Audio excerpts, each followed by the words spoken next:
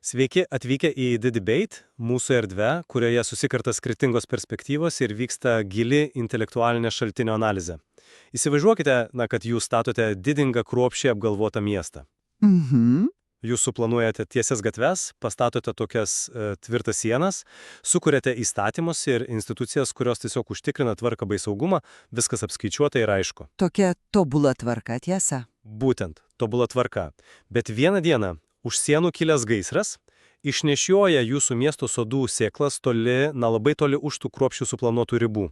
Ir staiga tose laukinėse nepažįstamose teritorijose išaugo naujas gyvybingas miškas. Miškas, kurio joks architektas neplanavo ir ko gero net nebūtų galėjęs suplanuoti. Tikrai taip. Ir šiandien mes kalbame būtent apie šią įtampą. Mes remiamės Marija Noel Tabut bibliniais komentarais, publikuotais Thierry Džalas tinklaraštyje ir analizuojame ankstyvojo krikščioniškojo judėjimo plėtrą. Aha, tai labai intriguojanti tema. Taip, ir pagrindinis klausimas, kurį mes šiandien keliame, yra toks. Kas iš tiesų leido šiai idėjai išgyventi ir tapti pasauliniu fenomenu? Aš čia atstovauju poziciją, kad viskas laikėsi ant institucinės struktūros ir kolektyvinės atminties. O aš esu linkusi manyti, kad tekstai atskleidžia visai ką kitą. Tikroji energija, mano nuomonė, atėjo iš marginalizuotų individų, tradicijų laužimo ir tiesiog chaotiškų aplinkybių. Tai iš tiesų yra pamatinė įtampa tarp tvarkos ir chaoso, kurią mes matome šiuose tekstuose. Aš skaitau šią medžiagą ir matau, labai aiškų argumentą. Judėjimo stiprybė, jo legitimumas ir, išlikimas kyla iš griežtos institucinės struktūros, iš to apaštalinio autoriteto. Ir iš to nulatinio kantraus kolektyvinės atminties puoselėjimo, aš manau, kad be šio inkaro, be to centro, visas judėjimas būtų tiesiog subirėjęs į tūkstančius trumpalaikių kultų. O aš, skaitydama tuos pačius komentarus, matau, kad pati tekstų medžiaga atskleidžia visiškai kitokią realybę. Tikroji šio judėjimo energija, jo, kraujas, kyla iš marginalizuotų asmenų, iš tų, kurie buvo paraštėse. Iš paraščių. Taip, būtent iš tradicijų laužimo, iš krizių ir persekiojimų nulemtos sklaidos, bei iš to asmeninio, labai radikalaus liudijimo. Centras, Stoitovo gynimo institucija, labai dažnai tai yra toks, inertiškas stebėtojas. Inertiškas stebėtojas, palauk, mes negalime vadinti centro inertiškų stebėtojų, juk pats Jėzaus nurodymas pateikiamas apaštalų darbuose yra aiški strategija. Bet ar tai tikrai strategija praktikoje? Taip, tekstą primena šį planą. Būsite mano liudytojai Jeruzalėje, visoje Judėjoje ir Samarijoje ir iki pat žemės pakraščių. Tai yra didžiulis, visiškai struktūruotas planas. Aš nesiginčiju dėl to, kas buvo pasakyta, bet pažiūrėkime, kaip tai įvyko. Kai po Stepono mirties prasideda pirmasis didžiulis persekiojimas, apaštalai lieka Jeruzalėje. Aš tai matau ne kaip inertiškumą, o kaip sąmoningą, kritiškai svarbų sprendimą išsaugoti religijos centrą. Jei centras būtų užsibėgęs, nebūtų jokio atskaitos taško, jokios struktūros, prie kurios būtų galima grįžti. Tu sakai, kad tai buvo strategija, bet pažiūrėkime, kaip Tabut analizuoja šią situaciją. Ji tiesiogiai atkreipia dėmesį į didžiulį istorinį paradoksą. Kokį paradoksą tu čia matai? Tekste pabrėžiama, kad evangelizacija laimėjo naujas teritorijas. Ir tai yra labai svarbi frazė komentare dėka persekiojimo. Tai reiškia prancūziškai brase à la persécution. Ne dėl strateginio planavimo, supranti? Bet? Kas išnešė tą žinią iš Jeruzalės? Ne apaštalai. Ja išnešė tie priverstinai išsklaidyti helenistai. Žiūrėk, sustokime čia akimirkai. Manau, kad turime klausytojams paaiškinti šią dinamiką, nes ne visi galbūt žino, kas tiksliai yra tie helenistai ir kodėl jų vaidmuo čia toks esminis. Tai tikrai svarbus momentas. Helenistai buvo graikiškai kalbantis, diasporoje gimę žydai, kurie vėliau sugrįžo į Jeruzalę. Jie, nebuvo to tradicinio centro dalis. Taip, jie skiriasi. Būtent, jie skiriasi savo kultūra, savo požiūriu nuo vietinių tų taip vadinamų hebrajų. Ir būtent jie, kaip Steponas ir Pilypas, pradėjo ginčyti sinagogose, kvestionuoti senąją tvarką, jie iš esmės išprovokavo konfliktą. Oho, išprovokavo. Tai gana stiprus žodis. Bet juk taip ir buvo, dėl to jie tapo persekiojimo taikiniu ir turėjo bėgti, kad išgelbėtų savo gyvybės. Tuo tarpu oficialiai apaštalai buvo palikti ramybėje, nes jie pernelyg neišsišoko. Na, jie tiesiog toliau praktikavo judaizmą. Taip, jie toliau praktikavo tradicinį judaizmą ir ramiai lankė šventyklą. Taigi plėtra įvyko ne todėl, kad komitetas Jeruzalėje taip nusprendė. Ji įvyko todėl, kad radikalai buvo išstumti jėga. Tai organiška neišvengiama reakcija į krizę. Noriu pasakyti, kad tie 12 apaštalų, patys išrinktieji lyderiai, iš esmės buvo tik pasyvūs stebėtojai šioje masyvioje plėtros fazėje. Tai skamba kaip didžiulis prieštaravimas pačiai bažnyčios idėjai. Aš nesakau, kad jie neturėjo reikšmės, bet tuo metu jie neskatino plėtros. Bet net jei pripažinsime, kad postumis buvo krize, pažiūrėkime, kas nutinka toliau. Paimkime tą tavo Pilypo pavyzdį. Jis nukeliauja į Samariją. Taip, ir vėlgi, įsigilinkime, ką išvis reiškia kelionė į Samariją tuo metu. Tai nėra tiesiog, dar viena provincija. Visiškai sutinku, kontekstas čia yra būtinas. 100 metų tarp judėjų ir samariečių tvyroja gili neapykanta. Judėjai jos tiesiog laikė eretikais. Būtent. Tai 100 mečius trukusi izoliacija ir priešiškumas. Ir Pilypas tiesiog peržengė šią raudoną liniją. Visiškai savarankiškai. Institucija niekada nebūtų to sankcionavusi iš anksto. Negana to, prisiminkime Pilypo pareigas. Ar žinai, kodėl jis apskritai buvo išrinktas Jeruzalėje? Jis buvo vienas iš 7 paskirtų dalinti maisto našlėms. Tai buvo socialinė funkcija. Taip. Institucija jam delegavo tik materialių poreikių tenkinimą, tiesioginė to žodžio prasme, tarnauti prie stalų. Jo tapimas pamokslautojų ir ribų laužytojų Samarijoje yra visiškas pareigybinių instrukcijų nepaisimas. Aha, suprantu, link kur lenki. Tabūt komentaruose pastebi, kad misija prisitaiko prie naujų poreikių. Bet ta milžiniška inovacija ir džiaugsmas Samarijoje kilo iš to vieno žmogaus laisvės, o ne iš Jeruzalės biurokratijos apribojimo. Bet klausyk, čia ir yra esmė. Aš visiškai neneigiu Pilypo drąsos ir jo tos asmenės charizmos, tačiau mes turime atidžiai perskaityti, kas nutinka po to didžiulio proveržio Samarijoje. Ir kasgi nutinka? Tekstas labai specifiškai nurodo vieną keistą ir be galo svarbų faktą. Nors Pilypas ten pamokslauja, nors žmonės krikštėmi, šventoji dvasia nenusileidžia ant tų samariečių. Viskas tarsi pakibę ore. Na taip, jie laukia. Būtent. Kodėl? Nes institucija dar netarė savo žodžio. Turi atvykti apaštalai Petras ir Jonas iš Jeruzalės, kad tai tvirtintų. Taip, jie atvyksta uždėti rankų. Bet pagalvok, ką tai reiškia struktūriniu lygmeniu. Tai reiškia, kad asmeninė iniciatyva neturi visapusiško legitimumo, kol ji nėra integruota į bendrą patvirtintą visumą. Įdomi perspektyva. Įsivaizduok tai kaip, didelio modernaus pastato statymas. Pilypas yra tarsi nepaprastai talentingas statybininkas, atėjęs į tuščią lauką. Jis sumūrė sienas, uždengė stogą, atliko milžinišką darbą. Labai naudingą darbą, norėčiau pabrėžti. Taip, bet pastatas negali būti oficialiai atidarytas. Jame negalima legaliai gyventi, kol neatvyksta valstybinė inspekcija. Šiuo atveju Petras ir Jonas iš Jeruzalės. Jie turi patikrinti pamatų tvirtumą ir išduoti leidimą. Skamba labai jau biurokratiškai. Gali būti. Bet be šios inspekcijos, be to apaštalinio autentifikavimo, šventoji dvasia tiesiog nesuteikiama. Tai rodo, kad inovacija turi tarnauti visumai ir būti jos pripažinta. Galiu sutikti su tavo tos inspekcijos analogija, bet, leisk man ją šiek tiek pakoreguoti. Taip, jie atvyksta kaip inspektoriai, bet pagalvok apie patį absurdiškumą šios situacijos iš Pilypo perspektyvos. Absurdiškumo? Kodėl? Ką daryti, jeigu ta centrinė vyriausybė, tie tavo inspektoriai, net nenutuokia, kad jis toje priešiškoje teritorijoje apskritai kažką stato? Jie juk sėdėjo Jeruzalėje. Jie gavo žinią ir atvyko. Bet jie atvyksta po laiko, kad uždėtų savo oficialų antspaudą ant stebuklo, kuris jau faktiškai įvyko be jų leidimo. Taip, jie suteikė to oficialų pripažinimą, bet pats gyvybingumas atsirado be jų. Institucija šioje vietoje tiesiog bando prisimti nuopelnus už laukinės ugnies plitimą.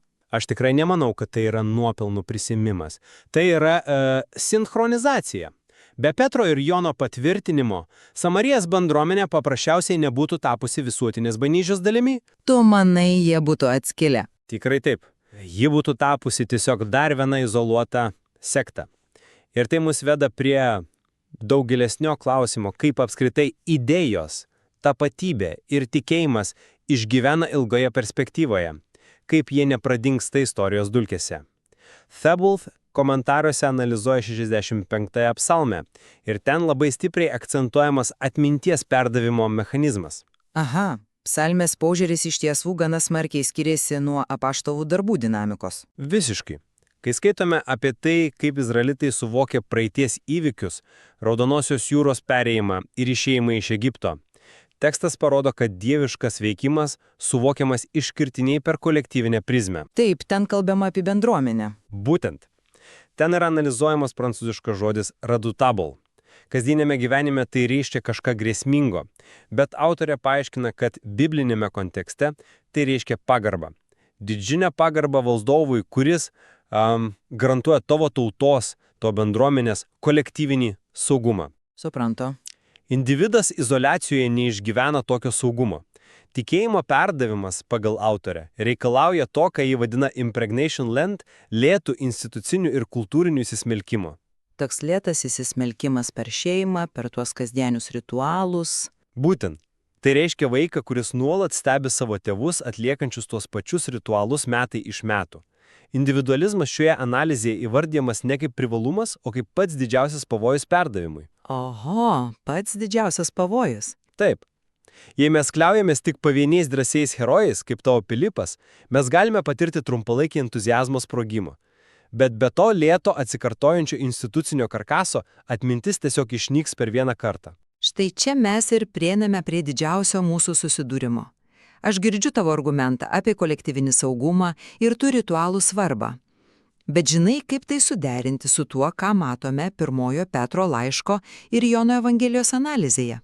O kas ten tokio nesuderinama? Ten mes susidurėme su visiškai kitokiu mechanizmu, kuris esmės apskritai griauna tavo kolektyvinio burbulo idėją. Ką turiu omenyje sakydama griauna? Aš nematau jokių griovimo. Turiu omenyje, kad Petras rašo žmonėms, kurie gyvena pagoniškoje atšiaurioje visuomenėje. Jie juk neturi tos prabangios kolektyvinės apsaugos. Jie kenčia patyčias, izoliaciją, galbūt net fizinį smurtą. Tai tiesa, aplinka buvo priešiška. Jiems nepadės joks gražus šeimininis ritualas uždarų durų fone. Analizėje cituojama viena nuostabi nors ir anoniminė mintis – kalbėk tik tada, kai tavęs klausia, bet gyvenk taip, kad tavęs paklaustų. Dreži mintis. Supranti, ką tai reiškia? Tai yra visiškai radikalus, giliai individualus kvietimas.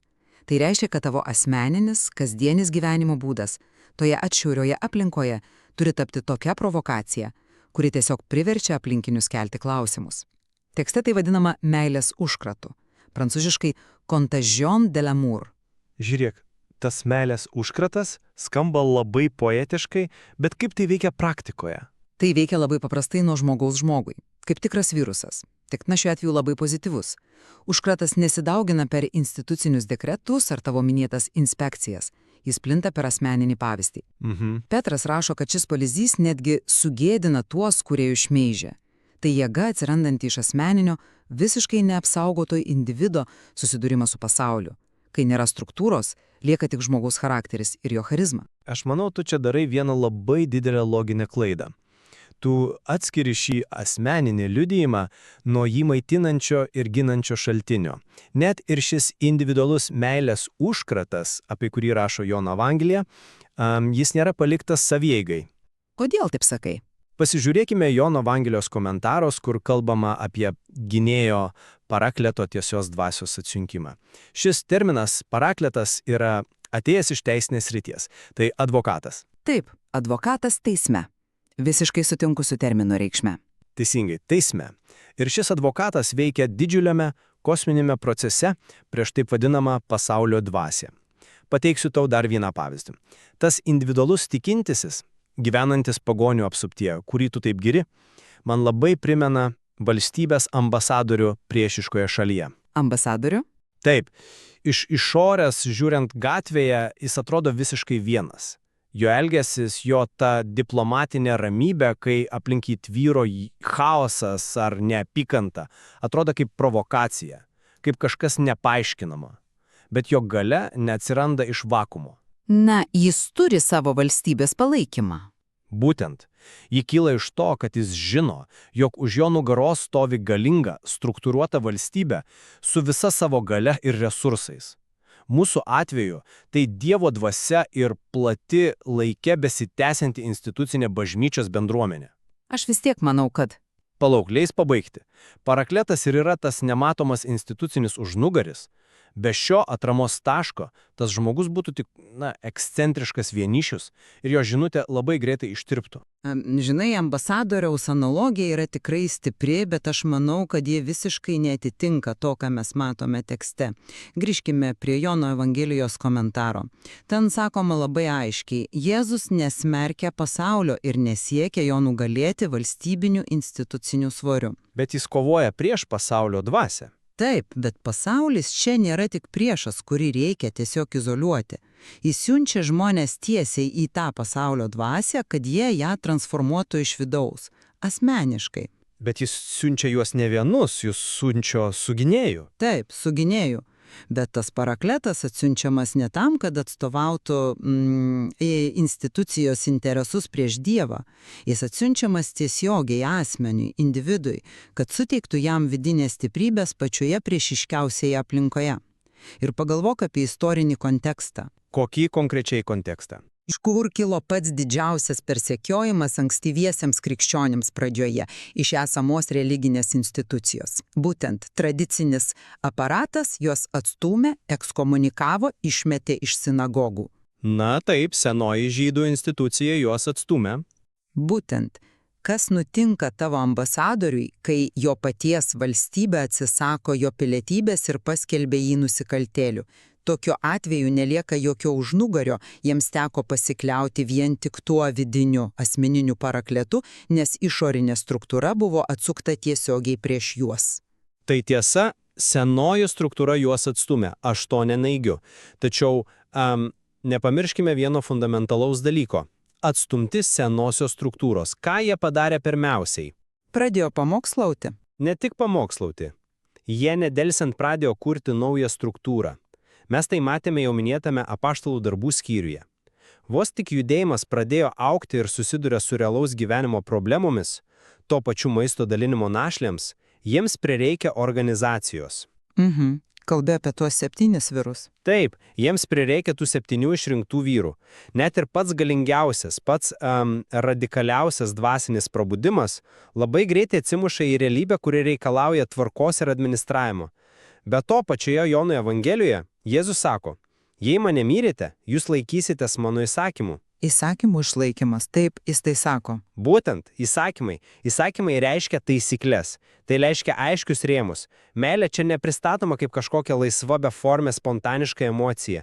Ji reikalauja ištikimybės objektyviai struktūruotai tiesai, kurios negalima savavališkai iškraipyti prisidengiant charizmą. Bet ar taisyklių laikymasis yra esmė? Tai yra pagrindas. Jei kiekvienas pradės savaip interpretuoti tą vidinį gynėją, be jokio institucinio tikrinimo, tas tavo meilės užkratas labai greitai virs tiesiog anarchija ir chaosu. Aš taip nemanau. Būtent institucija, kuri per kartas perduodė teisingą mokymą, užtikrina, kad Pilypas, skelbiantis žinią Samarijoje, ir Petras, drąsinantis žmonės Romos imperijoje, iš tiesų skelbia tą pačią prisikėlimo tiesą. Aš girdžiu tave, bet žinai, tai skamba taip, tarsi taisyklės ir rėmai taptų pačiu tikėjimo tikslu, o ne priemonė.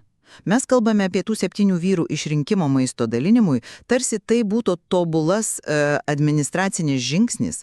Bet ar tu atkreipiai dėmesį, kodėl to žingsnio iš vis prireikia? Nes bendruomenė augo ir apaštalai paprasčiausiai nebespėjo visko apreipti. Ne tik dėl to. Tekstas aiškiai nurodo, kad ten kilo konfliktas. Nes ta besikurianti institucija, apaštalų centras, jau patyrė nesėkmę užtikrindama paprasčiausią teisingumą. Kokią nesėkmę tu čia įžvelgi? Įvyko diskriminacija pačioje krikščionių bendruomenės širdyje, helenistų. Tų pačių mažumų iš diasporos našlės buvo aplenkiamis kasdien dalijant maistą, o tuo tarpu vietinių hebrajų našlės gaudavo savo dalį. Institucija susidūrė su savo pačius trūkumais, su savo pačiu aklumu. Na taip, jie padarė klaidų, bet jie jas ištaisė. Bet koks buvo tas sprendimas? Ar apaštalai sukūrė naują biurokratinį skyrių savo tarpo? Ne, jie buvo priversti suteikti galę tiems patiems marginalizuotiems helenistams. Visi 7 išrinkti vyrai turėjo graikiškus vardus. Tai rodo jų lankstumą. Vėlgi mes matome, kad impulsas keistis, atsinaujinti ir kurti naujas formas kilo iš vidinio konflikto, iš neteisybės ir iš tų, kurie buvo paraštasis spaudimo. Institucija tik reagovo. Taip, jį bando įrėminti judėjimą, bet tikrasis prabudimas visada ateina iš tų, kurie nebetelpa į senus rėmus. Aš tikrai neneigiu, kad krizės ir konfliktai sukuria spaudimą ir atskleidžia trūkumus. Tai natūralu visiškai bet kokiai augančiai bendruomeniai. Tačiau man atrodo, kad mes jau priartėjome prie esminio mūsų požiūrių išsiskyrimo taško. Taip, panašu, kad esame 2 skirtingose barikadų pusėse. Jei man reikėtų apibendrinti tai, ką aš matau šiuose tekstuose, pasakyčiau štai ką. Nors ankstyvojo era yra aprašoma kaip be galo dinamiška, kartais nerami ir paženklinta persekiojimu, giliausia šios medžiagos žinia yra apie tvarumo būtinybę.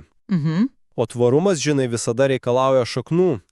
Pilypo asmeninė iniciatyva buvo fantastiška ir atnešė daug džiaugsmo, bet be apaštalinio patvirtinimo ji būtų likusi istorinė anomalija.